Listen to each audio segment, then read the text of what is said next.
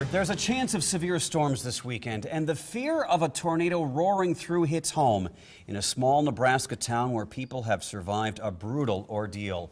In Pilger, dozens of people are rebuilding after twin tornadoes decimated their community last June.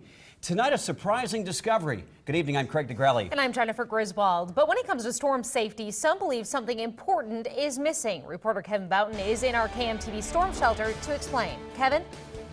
Craig, Jen, a lot of us assume we'll just head downstairs when we hear those tornado sirens go off.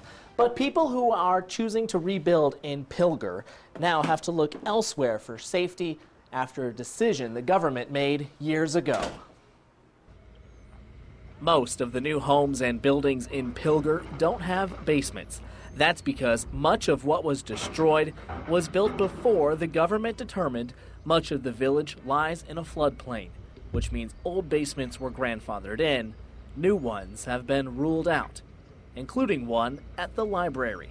I started working at the library about 3 weeks before the tornadoes came through. Pilger Library Director Lori Ruskamp remembers that day twin tornadoes dropped from the sky. One of my kids was home with some friends, and I just felt like they're okay because I know they're in the basement, they're in the storm shelter, they're safe. But if they were here, I wouldn't feel so safe. Like many of these new homes, the library, one of the few public buildings to survive the storm, doesn't have an underground storm shelter. There's really no other place to meet. So I think we need a safe room in the back so when we have people, where else are we going to go? She and 21 homeowners here have applied for a grant that would help them install FEMA-rated storm shelters on their properties. Kim Nyman is the village clerk. She also lost her home. It gives you a safe place to be, and for a lot of us, we aren't able to have a basement like we had in our older houses. So that gives you a safe place to be. Reinforced safe rooms like the ones in these new homes are made of reinforced concrete, but are expensive to add to a new home. The grant would pay for 75% of the cost to install the safe room, up to $7,500. Ruskamp says that money is the only way the library can pay for a safe place to hide. That's a huge cost for the library. You know, the library is always on a fixed budget anyway.